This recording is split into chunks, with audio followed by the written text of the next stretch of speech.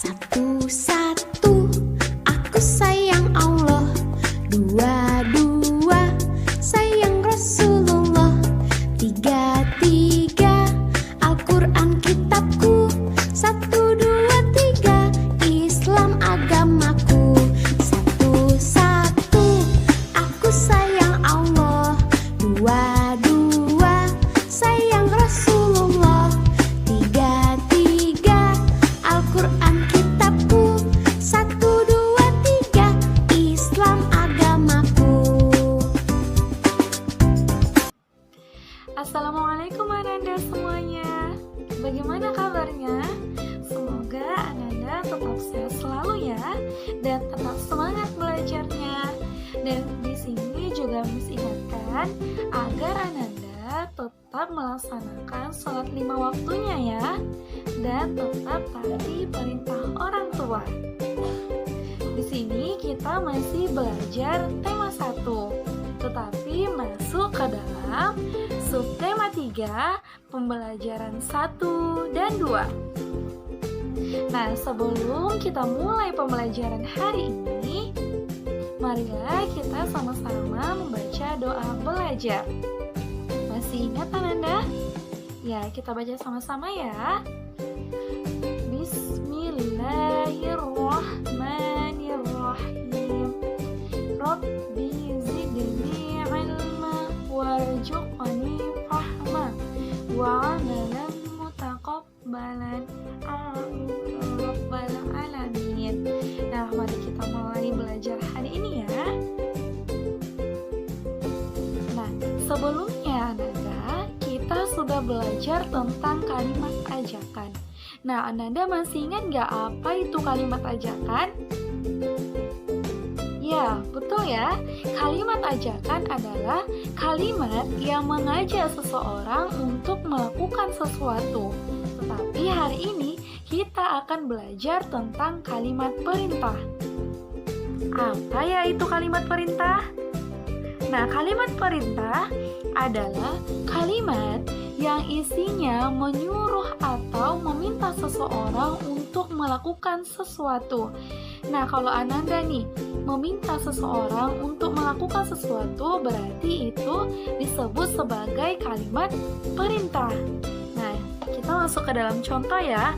Di sini ada percakapan antara Ibu dan Udin. Nah, kita perhatikan dan kita baca sama-sama ya Nanda.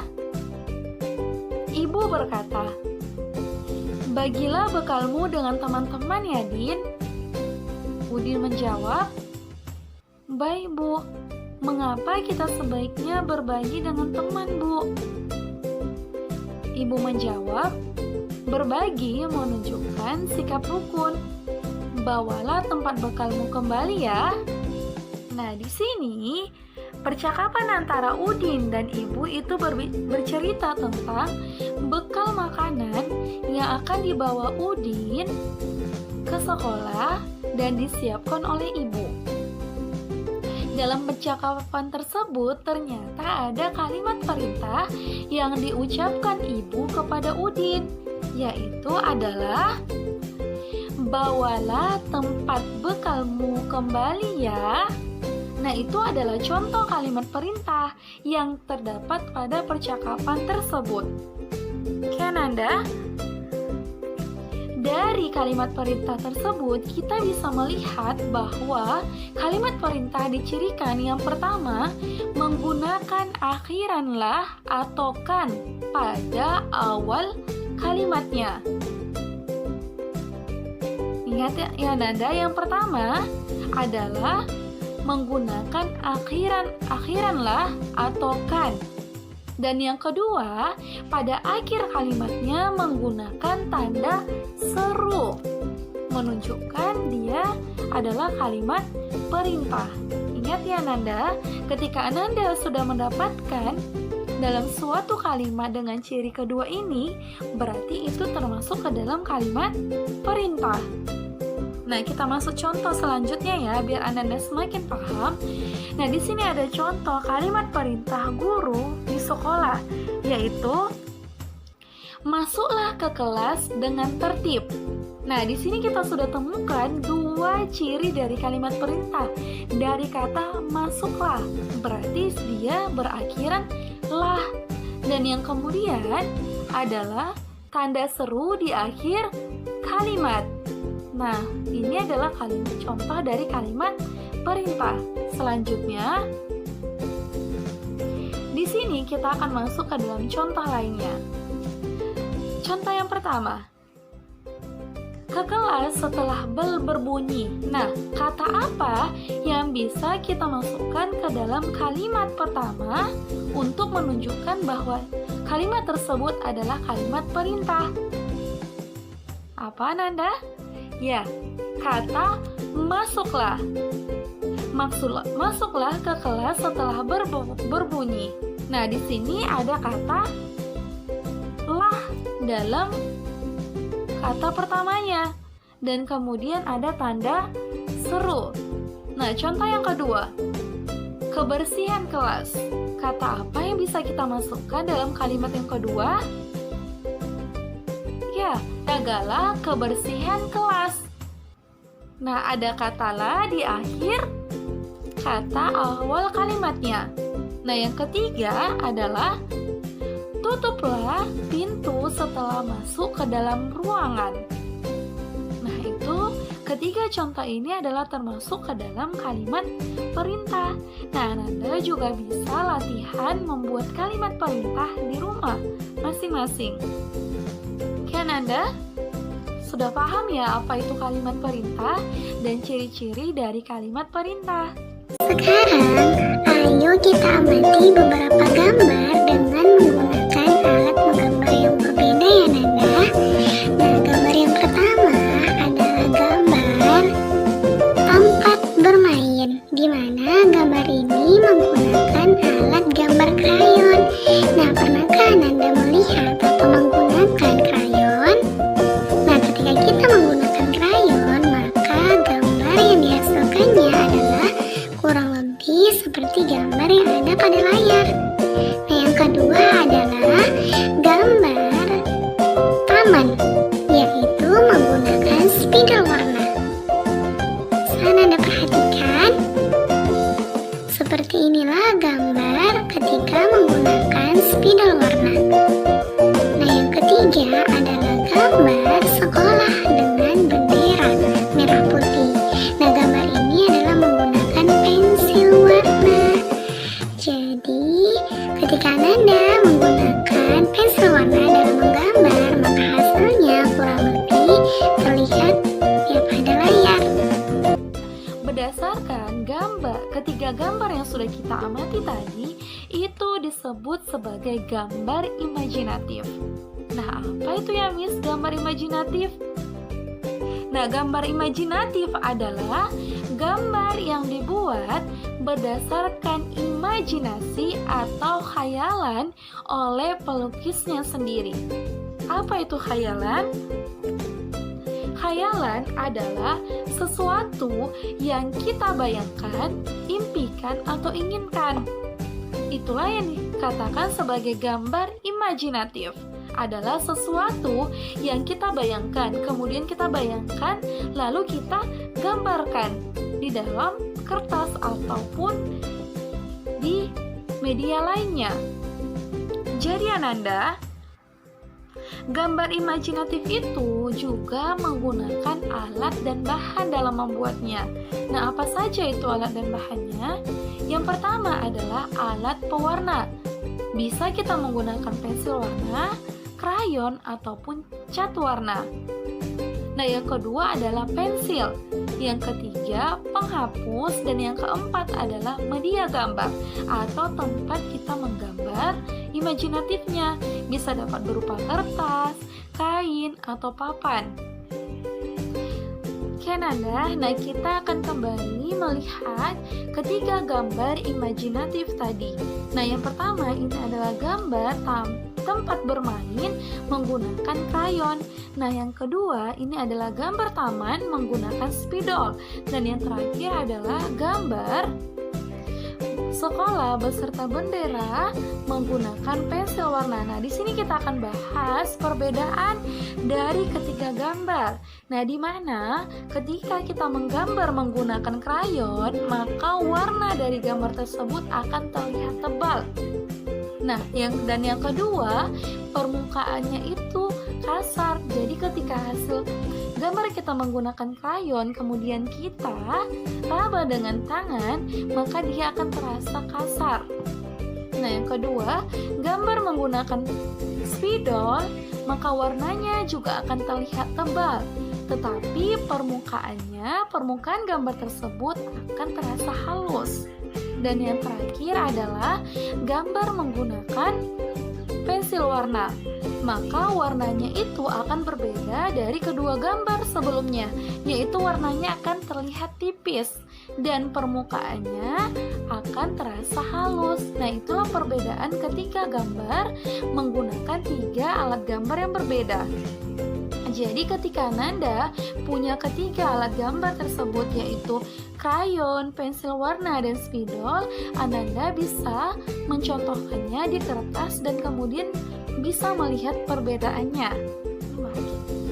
Nah, oke Ananda, selanjutnya kita akan melakukan penjumlahan bilangan, di mana penjumlahan bilangan ini dapat dilakukan dengan cara panjang dan cara pendek. Nah, kita bahas dulu yang pertama adalah dengan cara panjang. Di sini kita akan menambahkan angka 125 dengan 117. Nah, di mana 125 itu kita buat dulu terdiri dari ratusan, puluhan, dan satuan.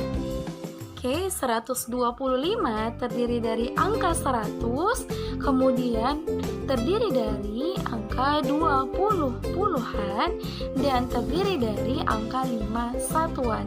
Dan 117 terdiri dari angka 100 ditambah angka 10 dan angka 7. Kemudian baru kita tambahkan. Nah, yang pertama kita lakukan adalah dengan memulai menambahkan angka satuannya masing-masing, di mana kita tambahkan angka 5 dengan angka 7. Ayo Ananda, berapa kali 5 ditambah 7? Ya, betul, 12. Kemudian setelah kita tambahkan satuannya, kita tambahkan puluhannya masing-masing, di mana kita tambahkan 20 dengan 10, yaitu 30. Kemudian yang terakhir kita tambahkan adalah ratusannya, di mana 100 ditambah 100 hasilnya adalah 200. Kemudian langkah selanjutnya adalah kita akan membuat angka 12 ini terdiri dari puluhan dan satuan. Oke Ananda, di mana 12 itu terdiri dari 10 ditambah 2. Oke, selanjutnya angka 30-nya kita turunkan, kemudian angka 200-nya juga kita turunkan, kita tetap tulis angka 200. Oke Ananda, selanjutnya di mana angka 10 ini termasuk ke dalam puluhan dan angka 2 termasuk satuan, dan angka 2 ini tinggal kita tuliskan di bawahnya. Angka 2 dan angka 10 kita gabungkan ke angka 30 karena mereka sama-sama puluhan. Jadi ketika sudah kita gabungkan, tinggal kita tambahkan 10 ditambah 30, maka hasilnya adalah 40. Dan 200-nya tinggal kita turunkan kembali. Jadi 200 ditambah 40 ditambah 2 hasilnya adalah 242, di mana angka 2 kita ambil angka pertama dari 200, angka 4 kita ambil dari angka pertama dari 40, dan angka satuan 2 tinggal kita masukkan. Nah, jadi Hasilnya 125 ditambah 117 adalah 242. Nah, begitulah dalam menjumlahkan bilangan dengan cara panjang. Nah, kemudian kita masuk ke cara pendeknya. Kita tambahkan kembali 125 ditambah 117. Ingat ya Nanda, dalam menjumlahkan bilangan kita mulai dulu dari angka satuannya. Berarti angka satuannya adalah 5 ditambah 7, hasilnya adalah 12. Nah, angka satuannya itu adalah 2 dan satunya itu adalah angka puluhannya. Jadi angka 2-nya itu kita tuliskan di bawah 7. Kemudian angka 1 yang termasuk puluhan kita taruh di atas angka 2, yaitu seperti ini. Nah, kemudian setelah itu kita jumlahkan puluhannya, di mana puluhannya itu terdiri angka 1, 2, dan 1. Jadi kita jumlahkan 1 ditambah 2 ditambah 1 sama dengan 4. Berarti kita tuliskan di bawah puluhannya. Selanjutnya yang terakhir adalah kita menjumlahkan angka ratusannya, yaitu ratusannya adalah 1 dan 1. Jadi 1 ditambah 1 adalah hasilnya 2. Maka angka 2-nya kita tuliskan di bawah 1 ini.